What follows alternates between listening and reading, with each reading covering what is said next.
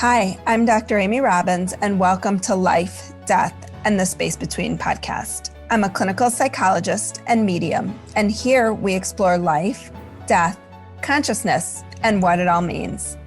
Today I have a little bonus treat episode. I have Michael Schmidt back on the show. If you listened last week, then you will have heard us talking numerology. Michael is a neuroscientist, community builder, coach, and he's dedicated to helping people bridge societal divides nonviolently and coaching people to fulfill their life's purpose.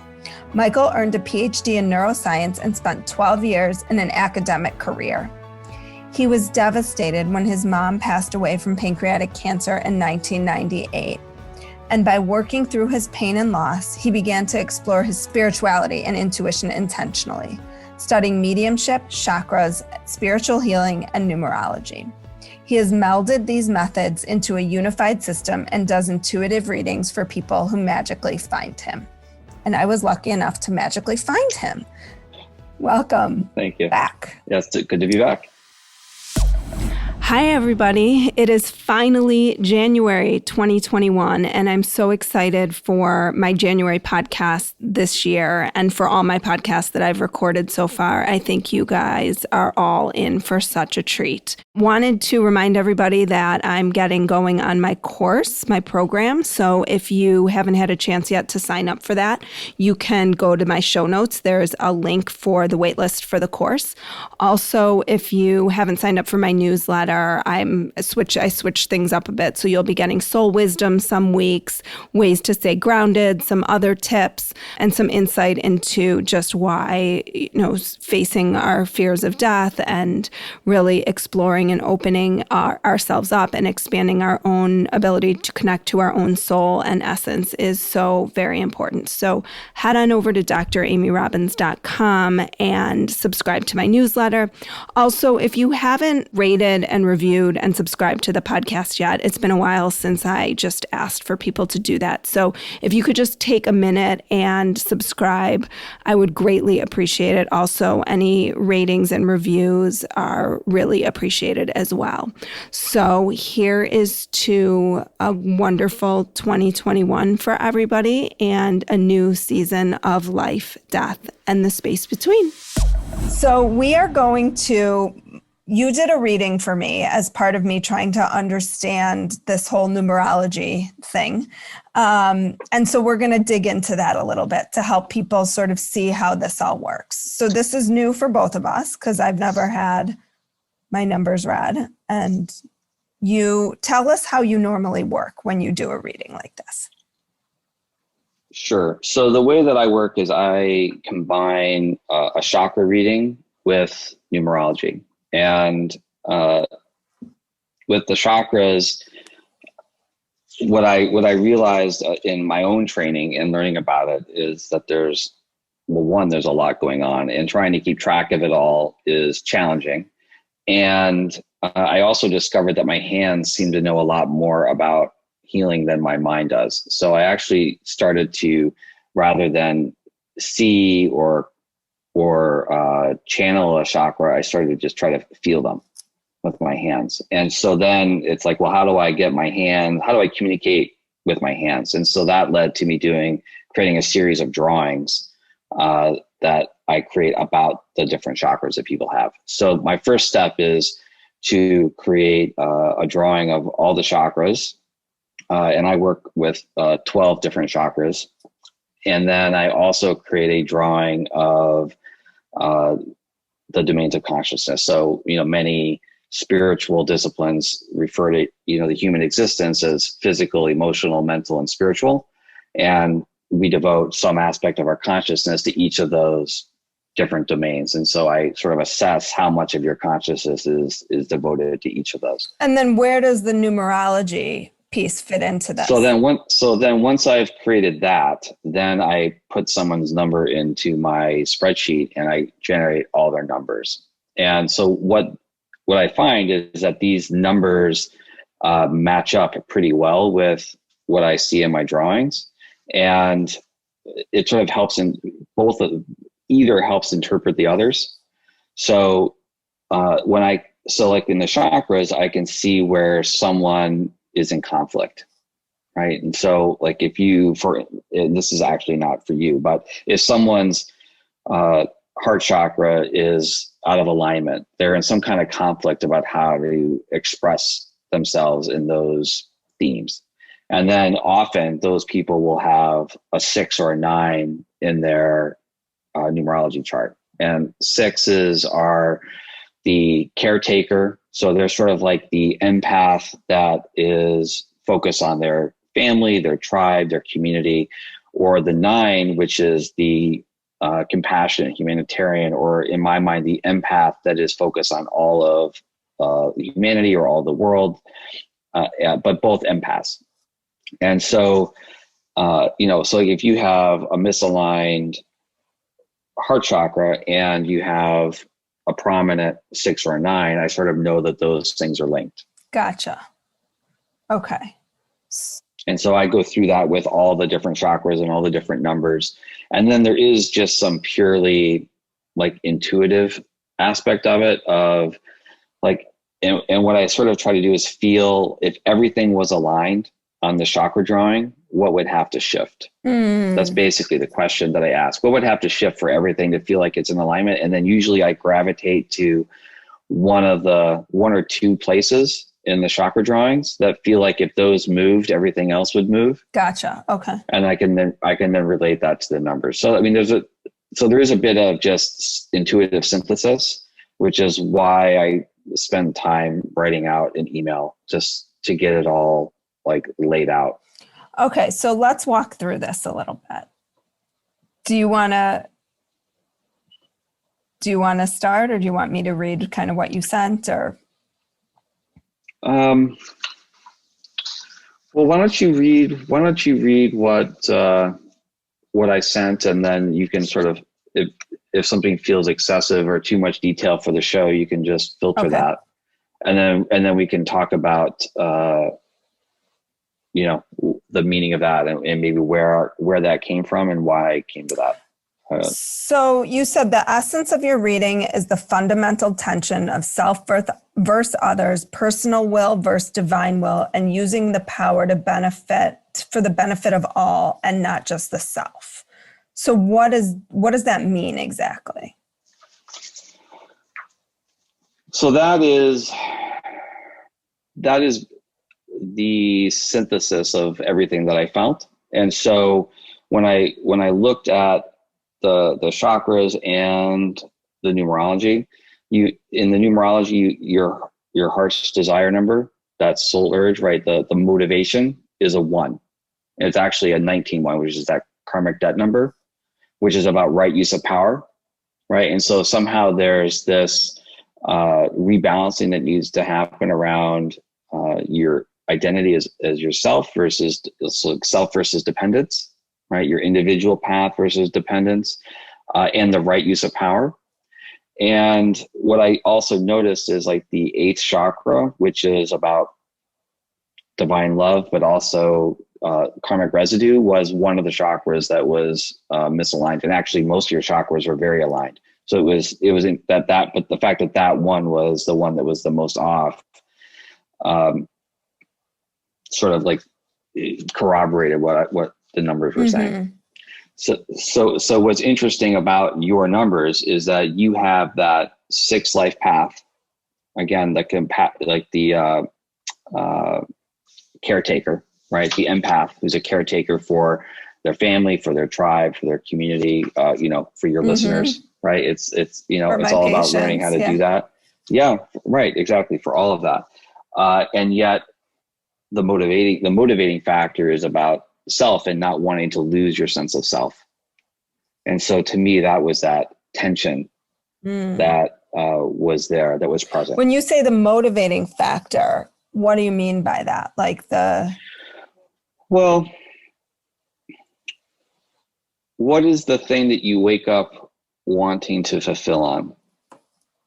And it's about, for the 1, it's about that individualistic, leadership, carving out a unique path for yourself, it's not selfish necessarily, right? I'm not trying to imply that there's a selfish motivation, but it's, following down the path of an ordinary path in the mind of you, right? Like there's a uniqueness that is important, right? Following your own path, feeling like that you are in control of your own destiny, that you are able to control or can dictate what happens in your life. Mm. Mm-hmm. And that is just a really strong force in the one. Gotcha. Okay.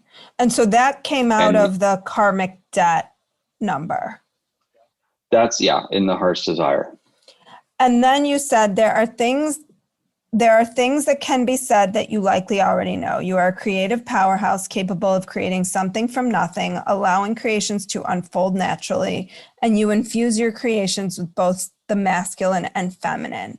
You are able to create through intention alone when things magically come together without physical effort.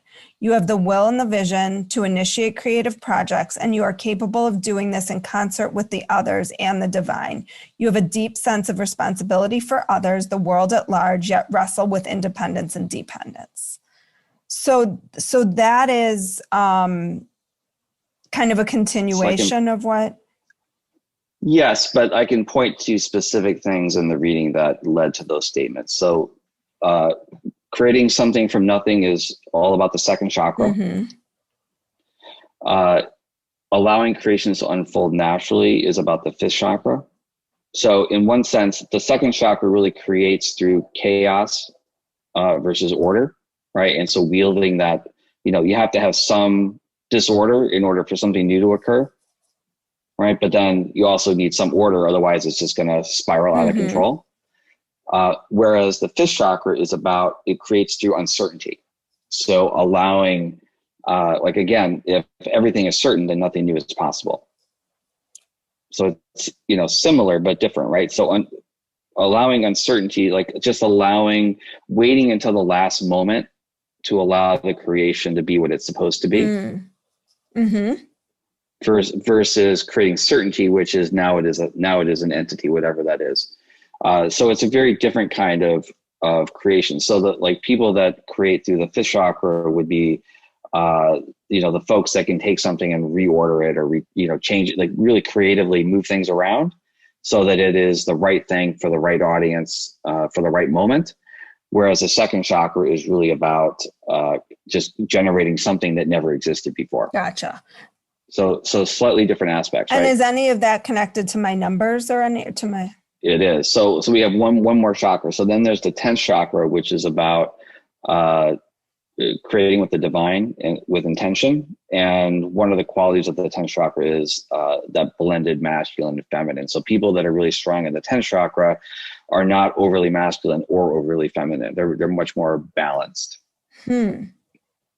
And there's this capacity to just create through intention alone, right? It's just envisioning something and then things start to happen. This is pretty accurate. It's kind of crazy because we never had talked before today. So then you. So I can connect it to your numbers, right? So the three most creative numbers are the 3, 6, and 9. And you have all three of those in your most important numbers. So you are a 6 life path number. You are a 9 expression number. So again, you have the double empath, right? 6 and 9, both empath numbers, and then also creative numbers. And then you have the 3 birthday number, right? So you have all three of those. And then the 1 is also a very creative number in the sense that you have to have that initial spark to even create. Okay. Versus what? Right. You take the initiative, right? The initiative to create that 1. So the 1 is also a creative number in the sense that, having the will to want to create something. So you have all of those numbers as your 4 most important numbers in your numerology chart. Oh, wow. Lucky. Right. Life path is a 6, expression numbers a 9. Those are the 2 most important numbers. You have the 1 heart's desire, which is the 3rd most important number, and then a 3 birthday number. And 3 is considered the most creative number. And so that's like the birthday number is the sub theme of your life, and also represents like that special skill that you have. So, the 3 being the most creative number, it lined up really well with your chakra profile. So the special skill is the creativity. It's so interesting because I would have never, I don't think of myself as a creative person in the way that we typically think of creativity. But I'm trying to embrace that a little bit more. Well, it doesn't necessarily just mean art. Yeah, right. Right? I mean, what are the things that you have created, that you've generated that didn't exist before? That is all creation. This podcast is a creation. Right. And that's where I'm like really shifting how I've been thinking about creativity. Okay, so going more deeply, you are spiritually advanced. When I draw out your chakra profile, most of your energy has ascended, which I have found is rare. You being a medium, I want to distinguish between spiritually advanced from having specific chakras that are awakened. In a chakra model, someone with an awakened 3rd or 5th chakra may have access to and be able to communicate with spiritual realms, regardless of whether very much of their energy has ascended. Spiritual ascension is the process of your consciousness rising upwards to join with the divine over many lifetimes. And it is in this process that I'm referring to. You also have many chakras that are awakened. So can you just differentiate ascension versus awakened? Sure. So in Eastern traditions, the idea is that your energy flows upward, right? So like people that do Kundalini yoga, for instance, right? They have the Kundalini rise up, and it's this energy that continues to rise. And the idea being that ultimately over many lifetimes, all of our energy rises up, comes out of our body, and basically we join with God. We merge with God, however you conceive of that. And so what I see in the chakra drawings is that some people have most of their consciousness in the chakras that most people read about, 1, 2, 3, 4, 5, 6, 7, and then less energy in the chakras out of body, 8, 9, 10, 11, 12. And when you're talking about, I don't want to get into a whole chakra thing, but what you're talking about is like the reverse that ascends into like the spiritual realm, right? When we're talking about the 12 chakras, just for people who are like, what is he talking about? I only know about the 7. Yeah. So they're just chakras that exist, but they're above your body. That would be the idea of it. And so at the end, right, like when we've really merged with God, like all of our energy is in the 12th. Like there just isn't any energy down below. And so that's a process that's supposed to occur over many lifetimes.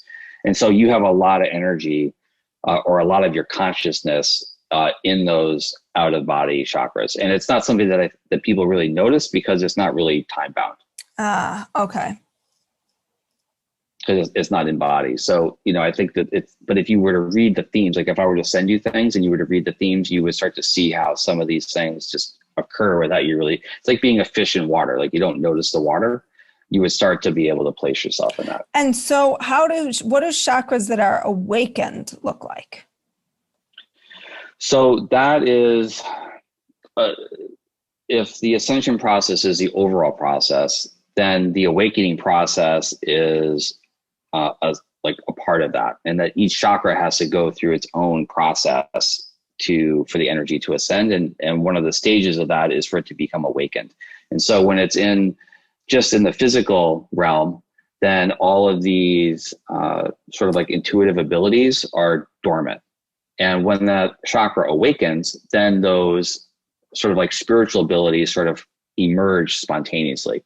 So this idea that there's like people with intuitive abilities that are somehow special is not true, right? Everyone is, these are accessible to everyone, provided that there's some level of awakening in the different chakras. And each one, has different spiritual abilities that awaken as it awakens. Gotcha. Need to learn more about chakras. Okay. So then I want to go, you talk a little bit about like the 4 different domains that people, I guess, experience consciousness, right? Yeah. So the physical, emotional, mental, and spiritual. And then you interpret that for me, which we're going to skip over for the purpose of this. And then you talk about some karmic residue that I have from possibly past life. What do I do about that? Well, I don't think there's something to do about that. I think that's what life is for. Right. And so like when we talk, so for instance, if we go back to the awakening process, they say that there's 3 ways to awaken a chakra. One is through yoga, which is like mechanically is supposed to awaken the chakras, or doing Kundalini yoga. One is through meditation and focusing energy on, the different spots where the chakra is supposed to exist in your body.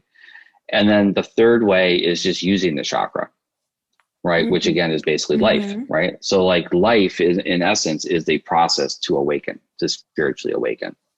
And so when we talk about karmic residue, if we look at your numerology, is that 19-10-1, right, in your heart's desire number, and the right use of power, and navigating the positive of the right use of power.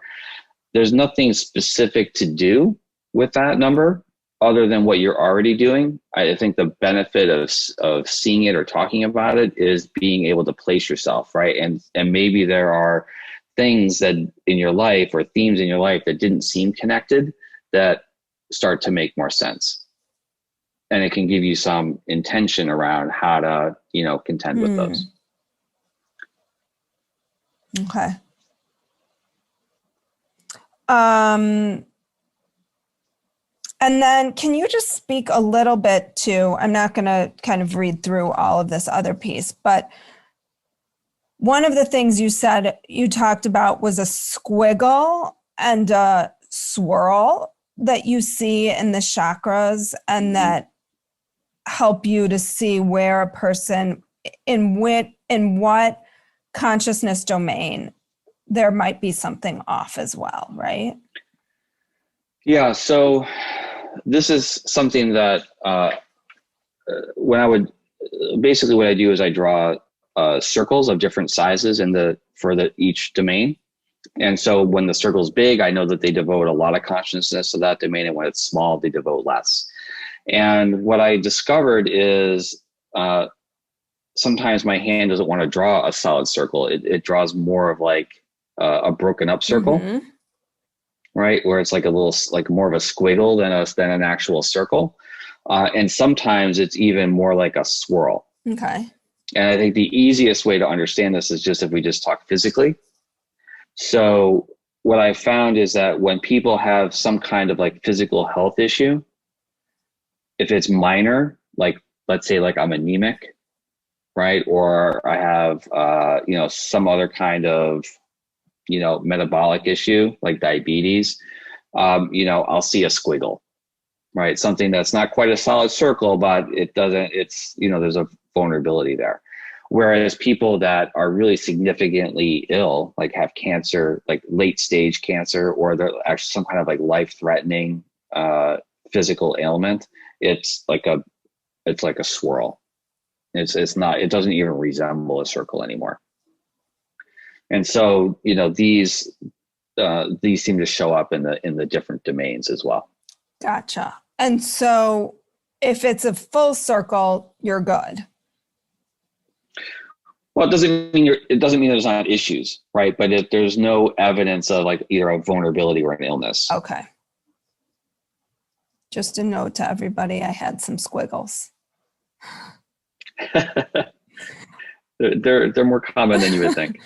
And so basically when you're doing this, you're you're channeling, it seems like.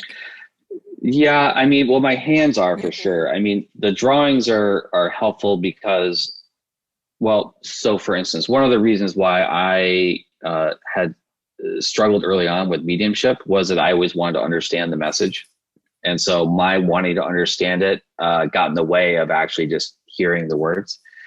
And so in a way, my hands don't have words. So in doing the drawings, I guess my hands are channeling, but I don't have to, I just listen to my hands. My hands do it. They put it down there, and then my mind can understand what my hands drew. And then when I write the email that sort of goes through it all, I think there is some channeling there, because often when I get done, I don't remember a lot of it.